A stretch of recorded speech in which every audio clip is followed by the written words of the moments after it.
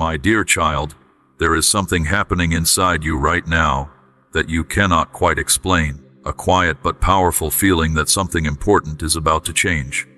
Not tomorrow, not next week, tonight, right now in this very moment. Something is shifting deep inside your soul, like the first tremor before an earthquake, like the first light before the dawn breaks open the darkness. And I need you to stop everything you are doing, put aside every distraction, and pay attention with every part of your being, because what I am about to say to you is not just another message you will scroll past and forget. What I am about to say to you is the most important thing you will ever hear in your entire life.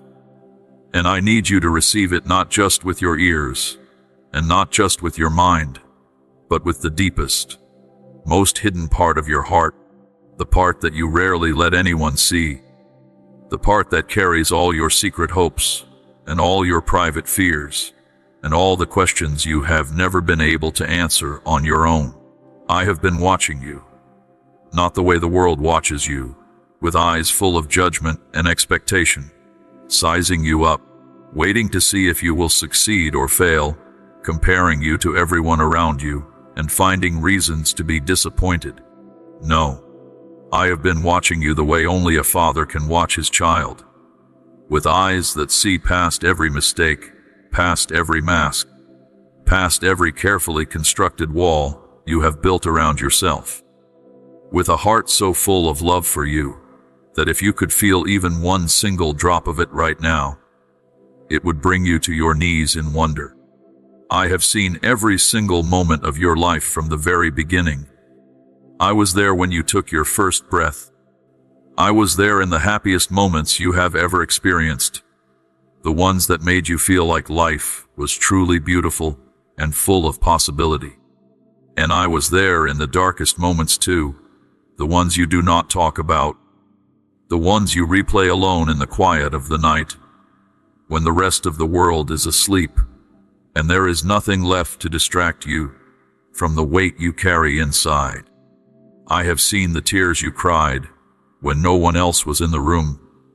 I have seen the smile you put on every morning like a costume, convincing the world that everything is fine, while something inside you was breaking quietly.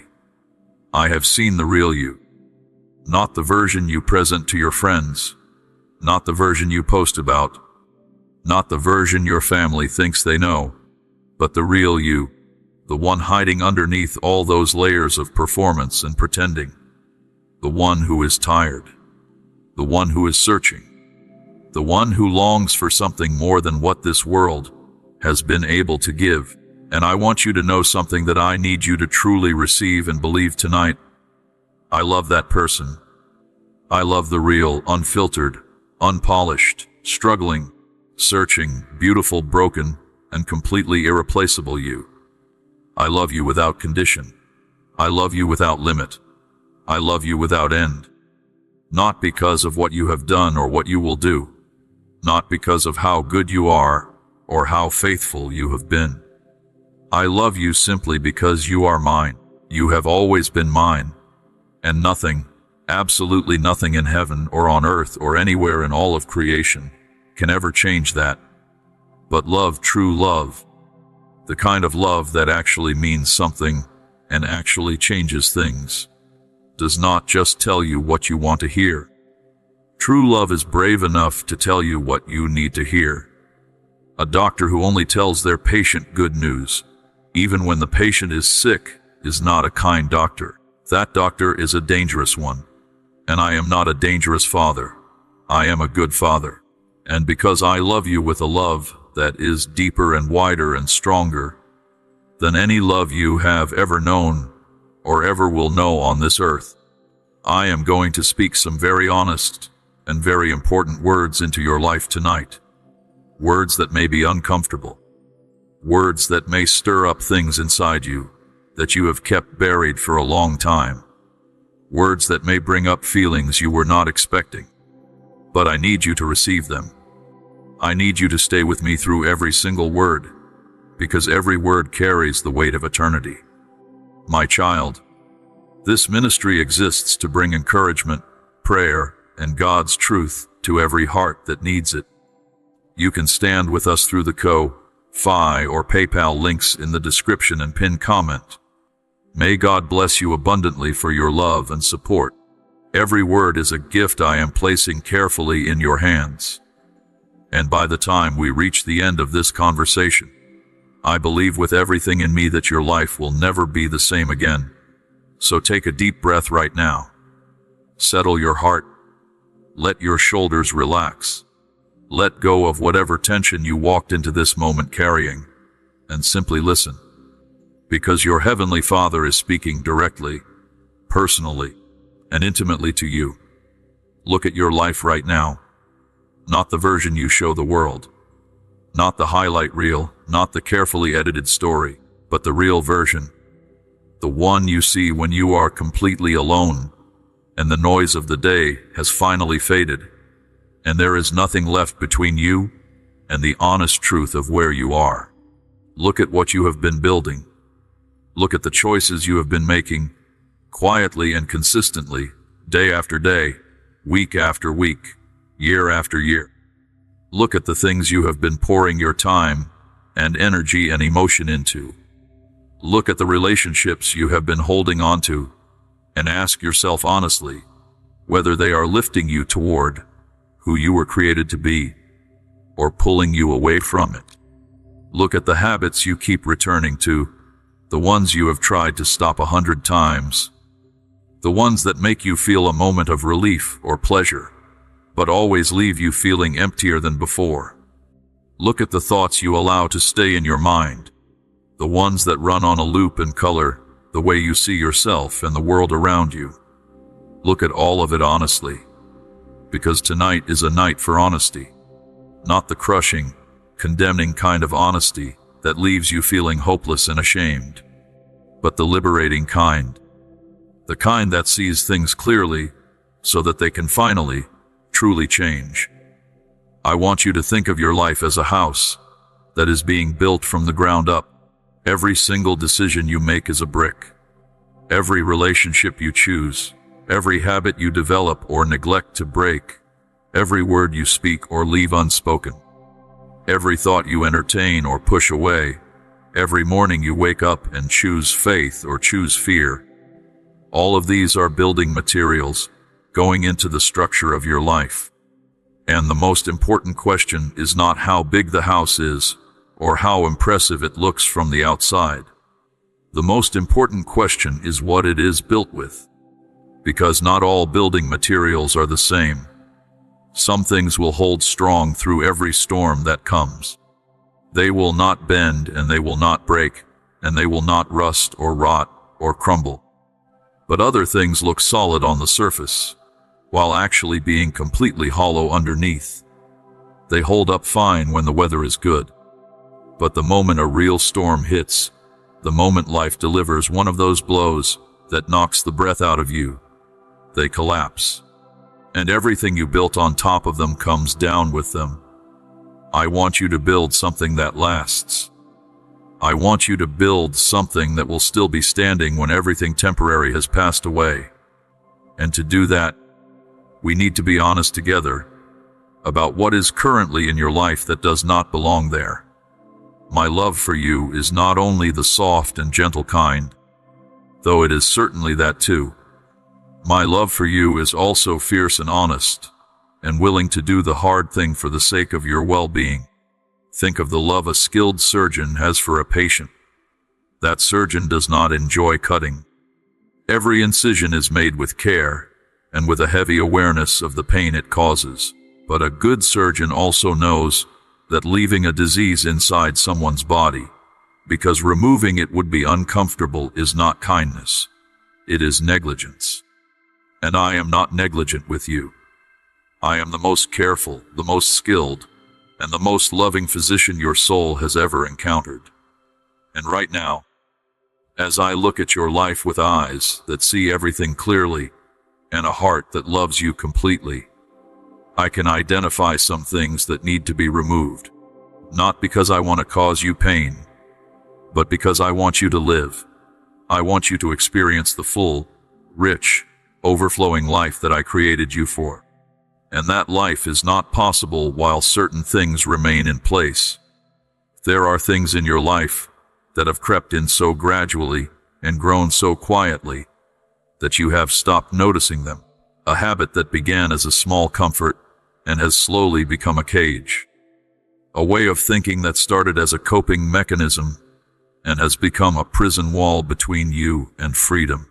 Relationships that once felt energizing but have slowly, subtly, consistently been draining the spiritual life from you, like a slow leak in a tire that you do not notice until you find yourself completely flat on the side of the road. These things did not announce themselves loudly. They never do. They settled in gently, made themselves comfortable, and gradually became so familiar that they now feel like a normal part of who you are. But I need you to hear this clearly. Familiar is not the same as healthy, and comfortable is not the same as right. I see the friendships in your life that have been built on a foundation of gossip and negativity. You know exactly the ones I am talking about. The conversations that seem harmless on the surface, but always manage to circle back to criticizing someone, pulling apart someone else's reputation, talking about other people's failures and mistakes and drama. And every single time you walk away from those conversations, there is a particular kind of heaviness in your spirit that you cannot quite shake for the rest of the day. That is not just a feeling. That is my voice trying to get your attention, trying to show you that something in that dynamic is working against the person I am calling you to become. You were not made to be a vessel for negativity.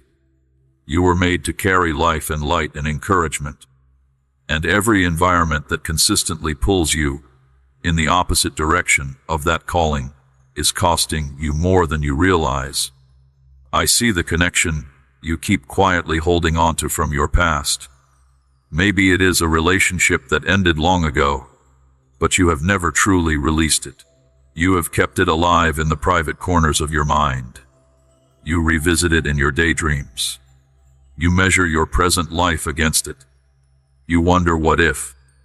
And what has happened without you fully realizing it is that this backward pull has been using up emotional energy that was meant to carry you forward. It has been occupying space in your heart that was meant for what I have ahead for you, and the future I have planned for you, the actual future that is waiting on the other side of your complete surrender and trust, is more beautiful and more fulfilling than anything you have been holding on to from before. But you cannot walk fully into a new beginning while half of you is still standing in the past. I also see the way you have quietly allowed the opinions of the people around you to carry more weight in your daily decisions than my opinion of you. The way you shape your choices around what your family will think, what your friends will say, how you will be perceived, whether people will approve or disapprove. And this has become so deeply ingrained in the way you live that it no longer even feels like fear. It just feels like normal life. But I need you to understand something. When the voice of human approval becomes louder in your life than my voice, when pleasing people becomes more important than following my direction, that is not just a personality trait or a social habit. That is a spiritual issue. Because anything that sits between you and me, anything that you serve more consistently than you serve me, becomes a wall between us. And I do not want walls between us. I want closeness. I want intimacy. I want the kind of relationship where you know my voice so well and trust it so deeply that the opinions of others, while not meaningless, simply cannot override what I have spoken over your life. I know this is not easy to hear. I know that the idea of cutting away familiar things feels frightening, even when those familiar things have been hurting you. You are afraid of what will be left behind if certain relationships change. You are afraid of the confrontation that might come if you start making different choices. You are afraid of the empty space that might open up when you finally put down something you have been carrying for so long. Those fears are real, and I understand them completely. But I need you to understand something with equal clarity.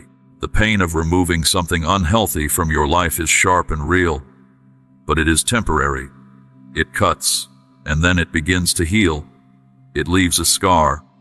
But scars are signs of healing, not signs of failure. The pain of leaving something unhealthy in place, however, is a completely different kind of pain. It does not announce itself dramatically.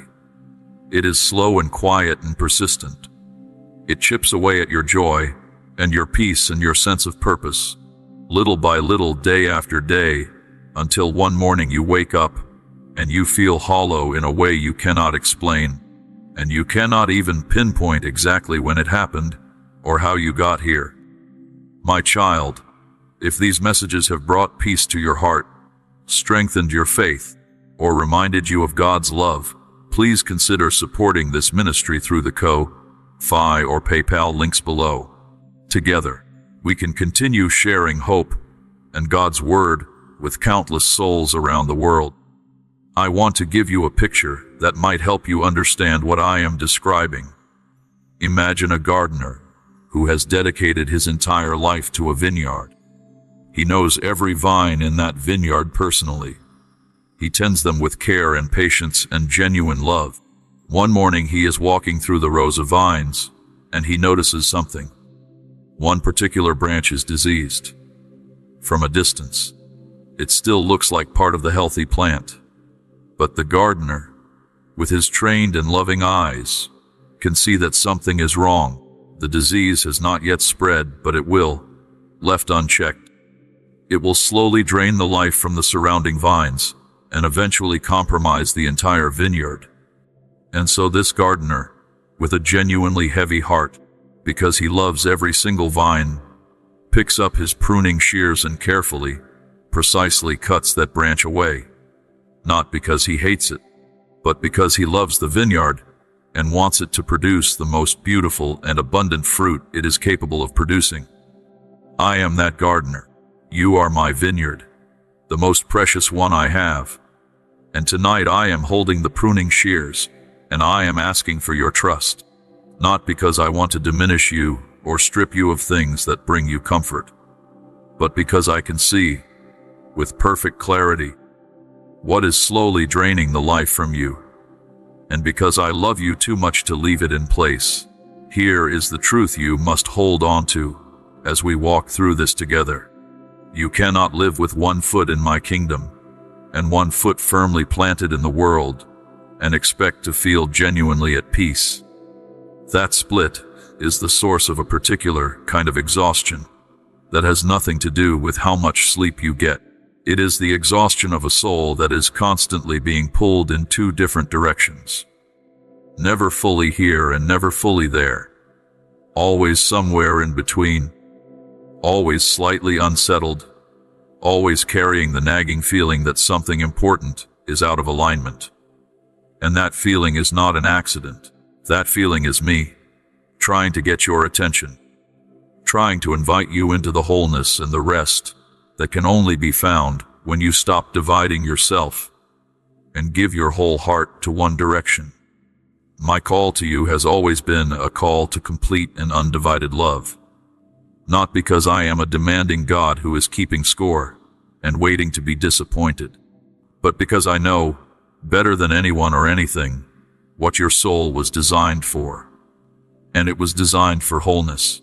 It was designed for a love that is total and not partial. A commitment that is complete and not conditional on convenience.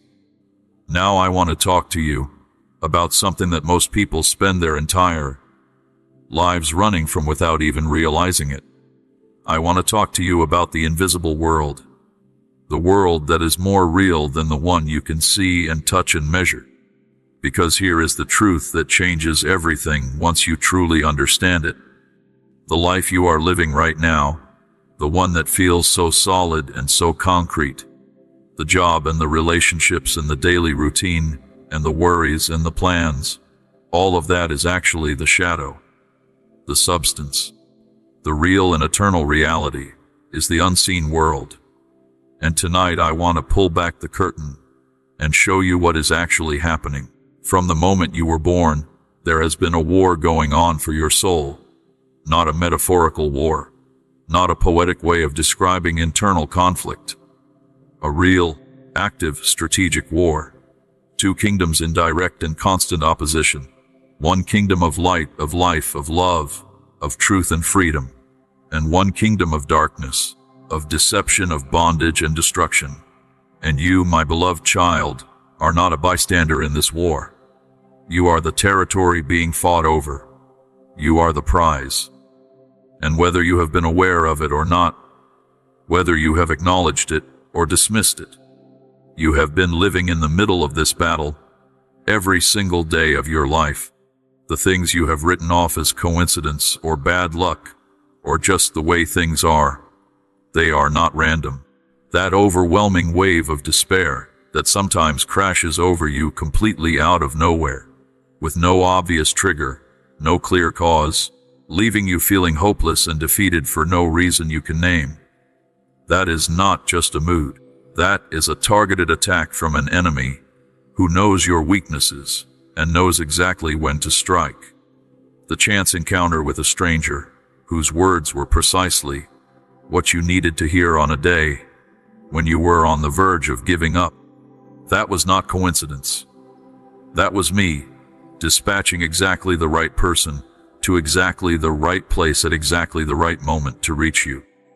The recurring temptation that comes back again and again in the same form, hitting you in the same vulnerable spot, always at the moments when you are most tired or most discouraged. That is not bad luck. That is strategy. The enemy is strategic. He is patient. He is persistent. And he knows you. But here is what I need you to hold on to, and I need you to hold on to it with everything you have. You are not helpless in this battle. You are not a victim. You are not a pawn. Because of what my son Jesus did on the cross, because of the price he paid and the victory he won, you are not just a survivor in this war. You are a victor. You carry an authority inside you that the darkness is genuinely afraid of. The power that is released when you speak my name in faith, when you pray with a heart that truly believes, when you declare my truth out loud in the face of the enemy's lies. That power can shift atmospheres. It can break chains. It can open doors that seemed permanently closed and close doors that seemed impossible to shut. You have been fighting as if you are outnumbered and outmatched, when the truth is that the one who is in you is greater, infinitely greater, than anything that could ever come against you. Tonight I need you to wake up to this reality, not to live in fear of the battle, but to live in the full awareness of the victory that is already yours. You need to stop living like someone who does not know they have already won. Pick up the weapons I have given you. Stand in the authority that belongs to you. Because the battle is real, and your eternal destiny is at stake, and you were never meant to fight it half asleep. I want to speak now about something you may have never thought about in quite this way. Your words. The ones you speak out loud, and the ones that stay inside your head. The ones you meant, and the ones you said carelessly without thinking. The ones you used to build people up, and the ones you used to tear them down. The ones you spoke in love, and the ones you spoke in anger. Every single one of them. Most people think of words as temporary things. You say something, the sound waves travel through the air for a fraction of a second, and then they are gone, dissolved into nothing, forgotten. But that is not how words actually work. Not in the kingdom of truth. Words are seeds. Every single word you have ever spoken has been a seed that went into the ground of someone's life, or your own, and produced a harvest. The harvest may have taken time to appear. It may have been so gradual that you never connected it back to its source. But the harvest came. And tonight, as we stand together, In this moment of honest examination, I want to walk through the fields of what your words have grown. There is a field in your life that was planted with the seeds of gossip, the conversations about other people, the sharing of information that was not yours to share, the judgments passed on people whose full story you never knew, the careless words spoken behind someone's back that felt harmless in the moment, but took on a life of their own once they were out in the world. Those seeds grew. They affected reputations. They changed how people were perceived. They created division where there could have been unity. And they created something in you too, a habit of speaking about others that became easier and easier and harder to break.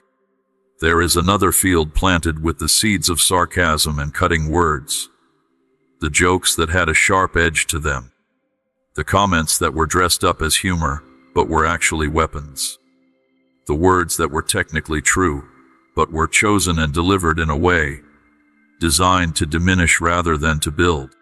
Someone heard those words and carried them home with them, replayed them, let them settle into places of insecurity and self-doubt that they were already struggling with.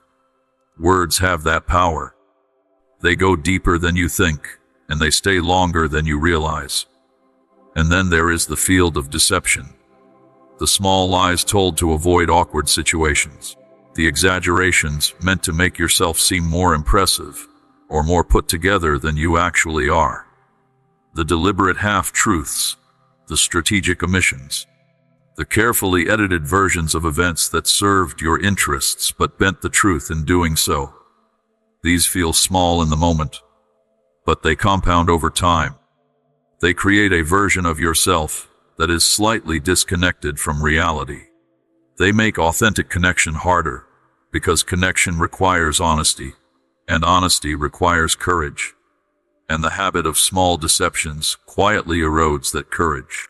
But the field that breaks my heart the most is the field of silence. The words that were never spoken. The I love you that you felt but kept inside, because you were not sure how it would be received. The encouragement you could have given someone who was struggling. The word that might have been the difference between them giving up and them finding the strength to keep going. The truth about me that you knew in your heart but never shared because the timing never felt right, or the courage never quite came. Those seeds never got planted, and a harvest that could have existed, a harvest of love and hope and life, simply never grew. Your words carry the power of life and death. That is not an exaggeration. That is a spiritual reality. And I am calling you tonight to a new level of intentionality about what you allow to come out of your mouth. Because from this point forward, every word you speak is either a seed of life or a seed of death, and the harvest of your words will follow you into eternity. If you have been with me on this journey today, and these words have been speaking to something deep inside you, I want to pause for just a moment and ask you something. Have you subscribed to this channel yet? Because if these messages are reaching your heart and stirring something in your spirit, I want to make sure you never miss one. Click that subscribe button and turn on the notifications, because we are going to keep going deeper together, and the best is still ahead. Now I want to talk about one of the heaviest things a human heart can carry. One of the things that drains more energy and causes more damage than almost anything else in a person's life, and yet it is something most people carry around for years, sometimes for decades, without ever fully dealing with it. I want to talk about unforgiveness. You are carrying some weight right now. Maybe you have been carrying it for so long that you have almost forgotten it is there. But it is there. I can see it. It is in the way you tense up when a certain name comes up in conversation. It is in the way a certain memory still has the power to make your jaw clench and your chest tighten, even years after the event it comes from. It is in the way you have built certain walls around certain parts of your heart to make sure that particular person or particular type of person can never get close enough to hurt you again. That weight is unforgiveness, and it is one of the most effective traps the enemy has ever used, because it disguises itself as self-protection, when it is actually self-imprisonment. Here is the truth about unforgiveness that most people have never heard explained clearly. When you refuse to forgive someone, you are not punishing them. You are punishing yourself. The chains of bitterness are not wrapped around them. They are wrapped around you. You are the one who is imprisoned by the unforgiveness. You are the one who carries it everywhere you go, into every new relationship, into every new beginning, into every moment that could have been free and light and full of possibility, but instead is shadowed by the weight of what was done to you in the past. The person who hurt you may have moved on completely. They may not think about what they did at all, while you are still carrying it every single day. I need you to bring their faces to your mind right now. The person who betrayed your trust when you were most vulnerable. The person who spoke lies about you and let those lies damage your reputation or your relationships. The person whose actions left a wound so deep that you are still feeling it today, years later, even though the wound itself has long since happened. I am not asking you to pretend it did not happen. I am not asking you to minimize how much it hurt. What they did to you was real. The pain it caused was real. The impact it had on your life was real. You do not need to pretend otherwise. But I am asking you to make a choice that goes against every natural instinct of your wounded heart. I am asking you to choose to release them, to open your hand and let them go, not because they deserve it, not because they have apologized or made it right, not because the wound has healed or the scar has faded, but because you deserve to be free, and because I am asking you to. I know what you are thinking. You are thinking that it is not fair. And you are right. It is not fair. What they did to you was not fair. And releasing them without requiring them to make it right does not feel fair either. But my child, let me ask you something. Did you deserve my forgiveness? When I look at the full record of your life, every choice made out of selfishness, every moment of pride or dishonesty or cruelty or indifference, every time you knew what was right and chose something different, did you deserve to be forgiven for all of that? No, you did not. Neither did I. But I forgave you anyway. Not because you earned it, not because you deserved it, but because that is the nature of the love I have for you. And I am asking you, out of the overflow of that love that I have placed inside you, to give to others what I have so freely given to you. Dear child, every video is created with prayer, time, and dedication to reach those who may be searching for encouragement and faith. By supporting this ministry through Ko-Fi or PayPal, you help keep this mission growing and touching more lives each day. God bless you abundantly. Beloved child, let me be very clear about what forgiveness is and what it is not. Forgiveness is not the same as saying what they did was okay. It was not okay. Forgiveness is not the same as pretending it never happened. It did happen. Forgiveness is not the same as automatically trusting that person again or reopening yourself to the same situation. Boundaries are healthy and wisdom is necessary. What forgiveness is, at its most fundamental level, is the act of releasing someone from the debt you feel they owe you. It is the decision to take them out of the prison in your heart, where you have been keeping them, and hand them over to me, the only truly just judge who knows the full story and will handle every account with perfect righteousness. It is the choice to stop allowing what someone else did in the past to have the power to poison your present and rob your future. This is possibly the hardest thing I will ever ask you to do, but it is also the most liberating, because on the other side of that choice, there is a freedom you have not felt in a very long time, a lightness, a spaciousness in your spirit where that heavy thing used to live. So right now, in this moment, bring every name and every face and every painful memory before me, one by one, and choose to lay them down. Choose to release the grip of bitterness. Choose to hand the scales of justice over to me, and walk away from that altar lighter than you have felt in years. Now I want to address something that sits at the very core of why you struggle, at the root of your anxiety and your striving and your exhaustion.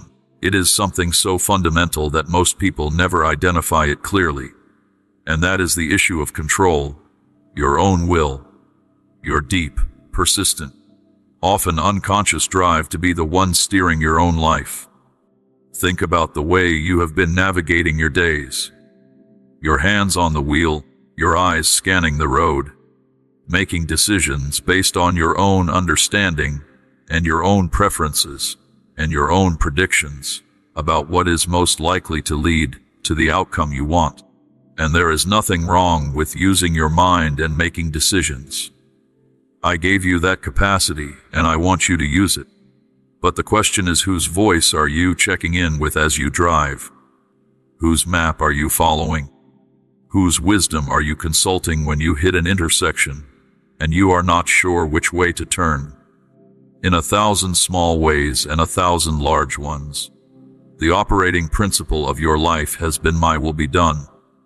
When you insisted on handling a relationship situation your way instead of seeking my guidance, when you pursued a direction in your career without genuinely bringing it to me first, when you tried to manage and control the behavior of the people around you, engineering situations and outcomes, as if you could shape the world through the force of your own determination. When you spent hours lying awake at night, rehearsing scenarios and planning responses to problems that had not even happened yet, as if the sheer effort of worrying about the future could somehow protect you from it. In all of those moments, you were sitting on the throne of your own life. You were the one in charge, and I was, at best, a consultant you occasionally checked in with when things got really difficult. But here is what I need you to understand with every part of your being. That throne was not designed for you. Not because you are not capable or not intelligent or not worthy of being taken seriously, but because no human being was ever designed to carry the weight of running their own life without the guidance of the one who created them, and who alone can see the full picture.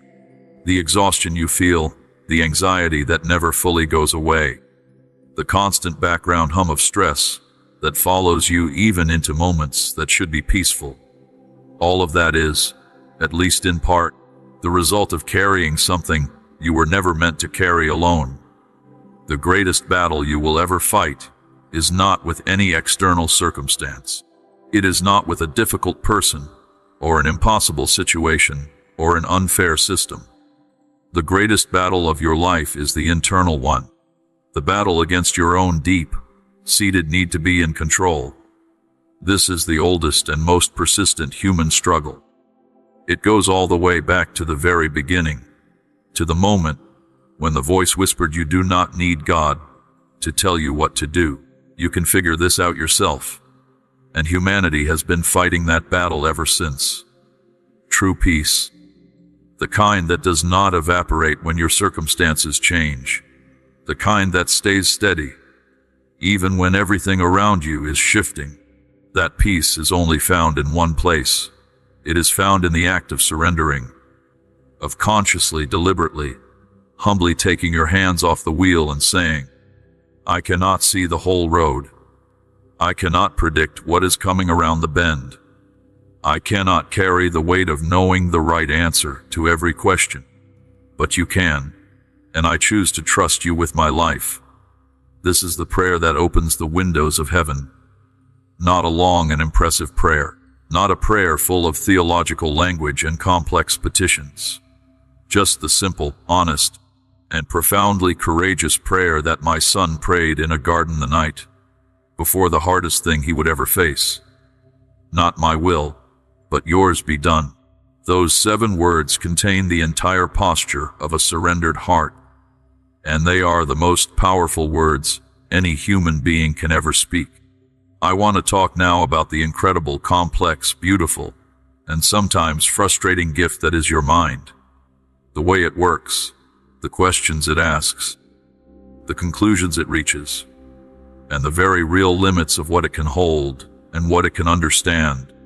Your mind is one of the most extraordinary things I have ever created. It can reason through complex problems. It can hold multiple ideas at the same time and compare them. It can imagine futures that do not yet exist and learn from experiences that are long past. It is remarkable, but it has a boundary, and that boundary is this: your finite human mind cannot fully comprehend an infinite God. Not because I am trying to be mysterious, or because I am keeping secrets from you, but because the gap between the created and the Creator is simply too vast for a mind like yours to bridge on its own. And yet so much of your spiritual struggle has come from trying to do exactly that, trying to fit me into a framework that your mind can fully make sense of, trying to find a logical explanation for every event, a satisfying answer for every painful question. Why did that happen? Why did that prayer seem to go unanswered? Why did the person I trusted let me down? Why did that thing I believed for so long end up differently than I expected? Your mind has been working overtime trying to process these questions and make them add up into a system it can understand.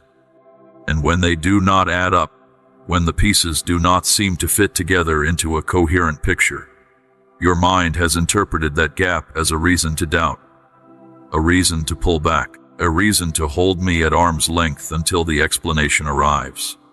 But my child, I do not ask you to comprehend me. I ask you to trust me, and those are not the same thing. Comprehension requires understanding. Trust requires only a willing heart. Think back to what it was like to be a very small child, not yet old enough to understand traffic laws or physics or probability, old enough only to know one thing with absolute certainty: the hand holding yours was safe. When a parent held a young child's hand to cross a busy street, that child did not demand an explanation of how traffic lights work before agreeing to step off the curb. They did not ask for a detailed analysis of the statistical risk of pedestrian accidents. They simply held on. They looked up at the face above them. Read the calm confidence there, and trusted that they were going to make it safely to the other side.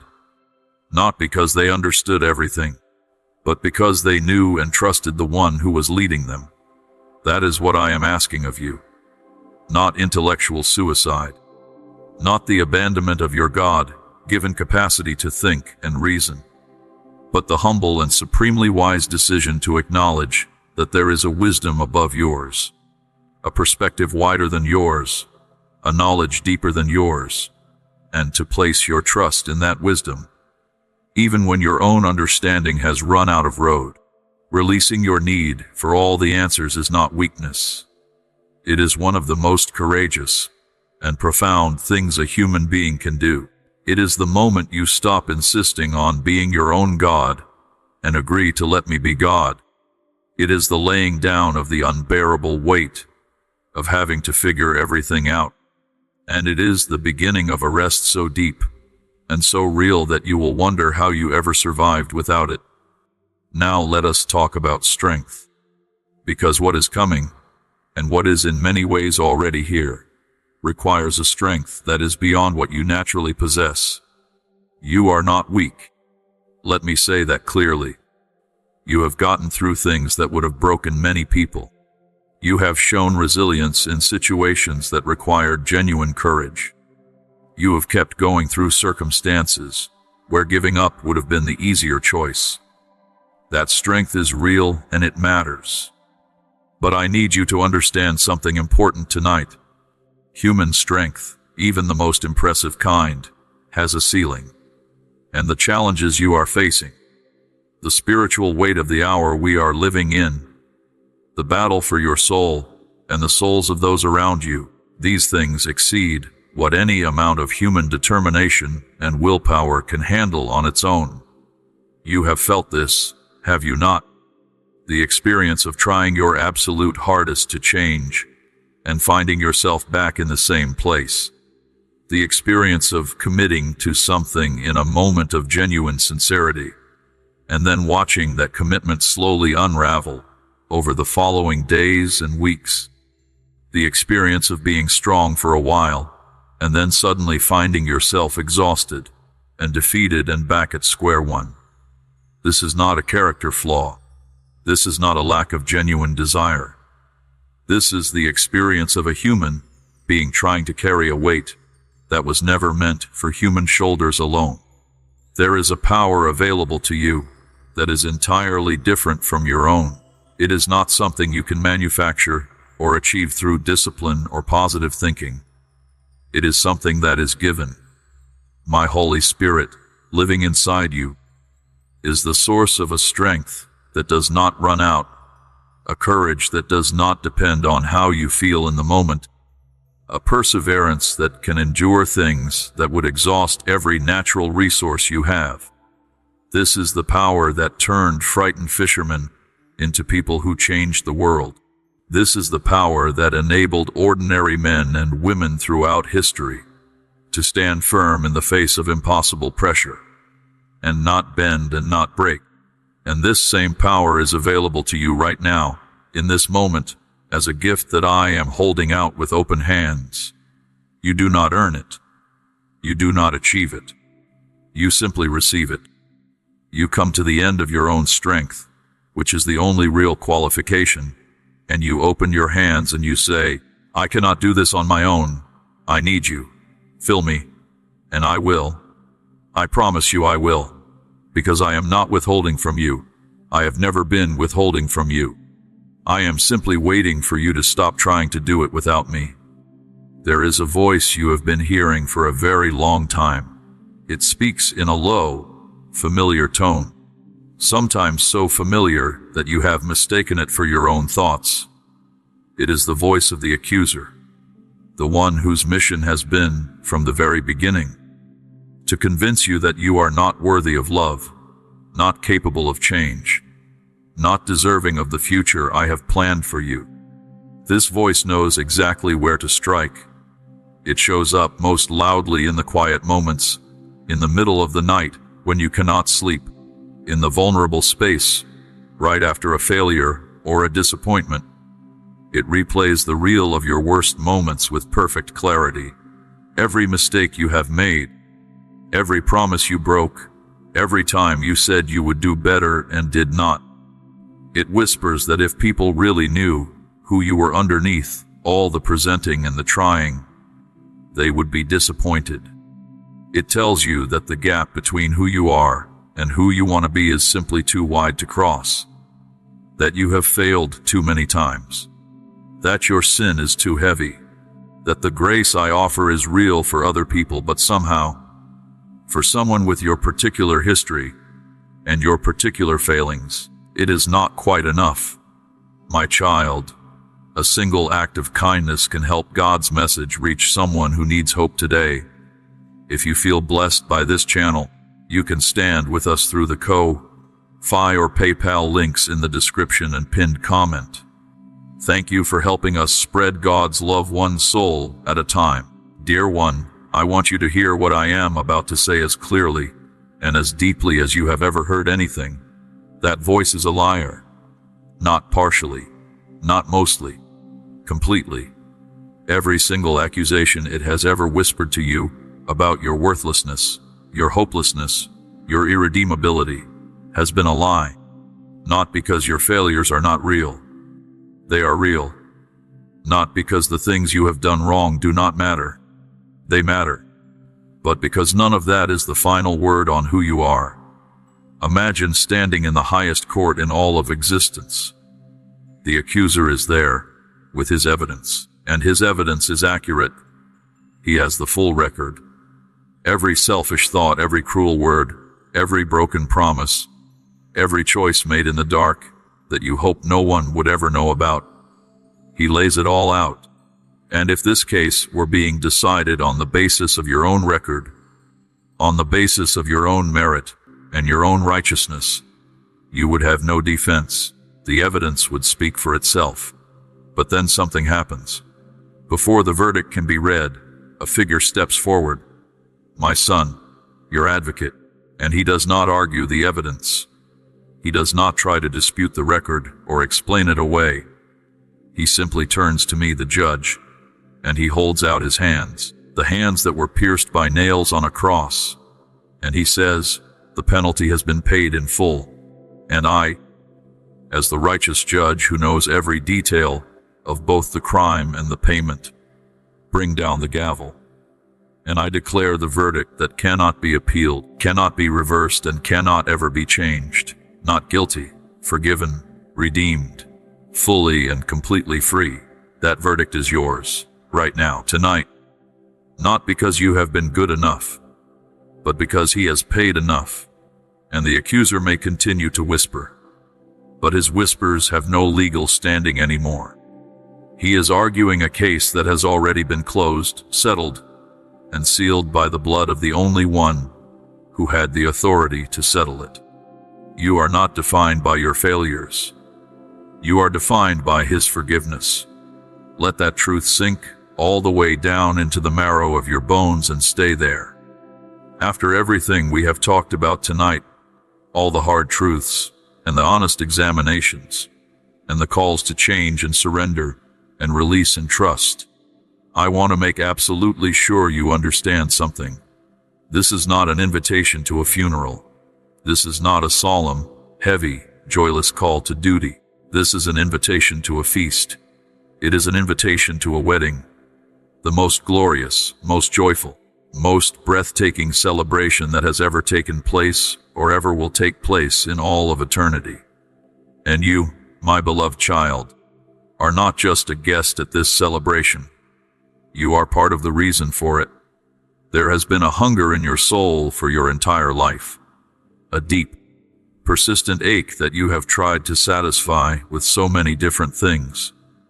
With relationships and achievements and experiences and possessions. With success and recognition and comfort and pleasure. And none of it, not one single thing, has ever been fully enough. There has always been something just slightly out of reach. Some satisfaction that never quite arrives. Some fullness that always seems to be one more thing away. That is not a design flaw. That is a divine invitation. That hunger you feel is your soul recognizing that it was made for something that this world simply cannot provide. You have been trying to satisfy an infinite longing with finite things. And infinite longings can only be satisfied by an infinite source. The belonging you have longed for, the perfect love you have reached toward, the complete acceptance you have needed, the joy that does not fade, the peace that does not depend on your circumstances being arranged exactly right. All of these can only and will only be found in my presence. At the feast that is being prepared. At the table where there is room enough and more than enough for you. The world has been sending you its own invitations, your entire life. Invitations to its parties of temporary pleasure and hollow ambition and entertainment that distracts without satisfying. And I understand the appeal. Those invitations are loud and constant, and the world is very good at making them look attractive. But they always deliver less than they promise. They always leave you reaching for the next thing, because the last thing was not quite enough. My invitation is different. It is quieter. It is less flashy. It does not come with the kind of packaging that makes you stop scrolling. But what it is offering is real. Completely, eternally, overwhelmingly real. A love that will never disappoint you. A joy that will not evaporate when the moment passes. A belonging so complete that the loneliness you have carried your whole life will simply cease to exist. Tonight I am asking you to RSVP. Not with a maybe. Not with a let me think about it, or I will get to this eventually. But with the full and unreserved yes of your entire being. Say yes to the feast. Say yes to the love that has been pursuing you. Say yes to the home your heart has been searching for. Now I need to say something that I say with the deepest reluctance and the most profound love, because I would be doing you a terrible disservice if I spoke only of the beauty of what I am offering without also speaking honestly about the reality of what it means to refuse it. So hear me carefully, because I say this not to manipulate you with fear, but to awaken you with love. I did not create a place of eternal separation for human beings.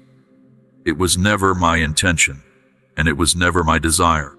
But I have given you a gift that carries tremendous weight, the gift of free will, the ability to choose.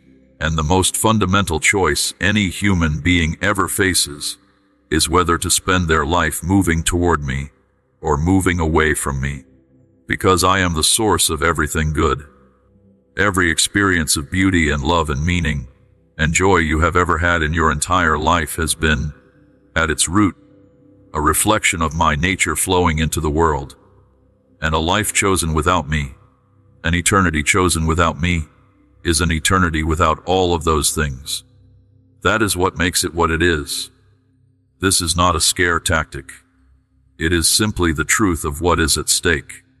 And the fact that you are hearing this message tonight, in this moment, is my final urgent, pleading invitation to choose differently, to turn around, to come home. Please, please do not walk away from this.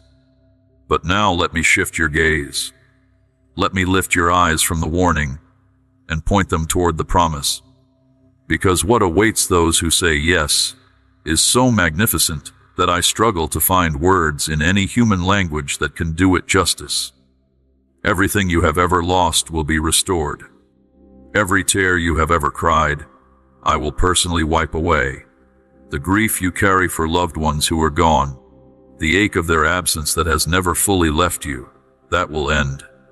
You will see them again, not in a brief, dreamlike, uncertain encounter, but in a reunion that is real and lasting and made perfect by the presence of my glory, washing away every misunderstanding and every hurt and every regret that existed between you, the conversations you wish you had, the words you left unsaid, the time you wish you had been given. You will have it, made right and made whole in a way that goes beyond anything you currently have the capacity to imagine. And above all of this, above every other joy and every other reunion and every other wonder that awaits, you will see my son face to face, the one who loved you enough to lay down his life for you, the one whose love for you was so complete that it took him through the worst death imaginable without turning back. You will look into his eyes, and in that moment, everything you have ever wondered about, everything you have ever questioned, every season of your life that felt confusing or painful or wasteful will suddenly make complete and perfect sense. Your heart will finally be home. Fully, completely, permanently home. Do not let anyone or anything keep you from that. The world will try. The enemy will try. Your own fears and doubts and habits and history will try. But none of them can stop you if you choose tonight to open the door. And speaking of the door, I have been standing at the door of your heart for a long time, knocking. Gently at first, quietly, in the ways you almost did not notice. In the beauty of a sunset that made you stop for just a moment and feel something you could not name. In the unexpected kindness of a stranger on a day when you were at your lowest. In the persistent, unexplainable ache in your soul that never quite went away no matter how busy you stayed or how much noise you surrounded yourself with. That has been me, knocking, asking to be let in. But tonight the knock is different. Tonight it is louder, more urgent, because the time is short and I love you too much to knock quietly anymore. I stand at the door and I knock, and if you hear my voice and open the door, I will come in, and we will share a meal together, not as a king and a servant, not as a judge and a defendant, but as a father and a beloved child who has finally found their way home. The handle of that door is only on your side. I will not force it open. That is not the kind of love I have for you. But everything I am, everything I have, the fullness of my love and my grace and my presence and my peace and my power and my eternal glory, all of it is waiting on the other side of that door, waiting for your yes. So right now, in this sacred and unrepeatable moment, with everything in me reaching toward you, I am asking you, open the door. Say yes, not with perfect confidence or complete understanding or flawless theology, just with a willing heart. A simple, honest, surrendered yes. That is all I am waiting for. That is all I have ever been waiting for. My child, I want you to be still for one final moment. Stop the rushing of your thoughts. Quiet the noise inside. Stand before me now in this holy hush and receive my blessing over your life. Not as a formality, not as a ritual, but as a real and living declaration of what is true about you from this moment forward and into all of eternity. You are blessed and you are kept. My favor rests on your life. My protection surrounds you. No weapon formed against you will prosper. No scheme of the enemy can separate you from my love. I delight in you with a joy that no failure of yours has ever diminished, and no success of yours has ever added to, because it is simply the delight of a father in his child. I see you. I know you. I choose you. Over and over and over again, I choose you. You are forgiven, completely. The record of your failures has been erased and replaced by the perfect record of my Son. Walk in that freedom. Stop revisiting the past that I have already dealt with. Stop carrying the weight of who you used to be.